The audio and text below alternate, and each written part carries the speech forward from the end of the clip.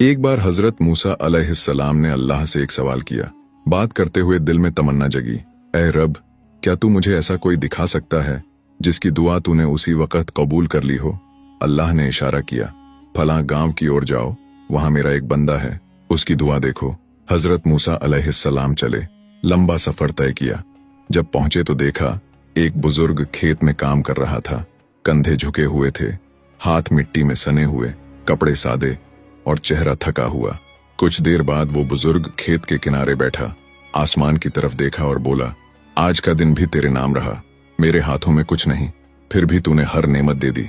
रोटी भी मिली, सांसें भी मिली, और अब ये शाम भी तेरी रहमत से। शुक्र है ऐ मेरे रब, कल फिर बुला लेना। बस इतना कहा, फिर उठकर अपने रास्ते चला गया। हजरत मूसा अलैहिस्सलाम को ताज्जुब हुआ। उन्होंने कहा, ऐ रब, इसने तो कुछ मांगा ही नहीं, फिर तू इसे कैसे सब कुछ दे रहा है? अल्लाह ताला ने फरमाया, मूसा, ये मेरा वो बंदा है जो मुझसे सिर्फ मेरी रजा चाहता है।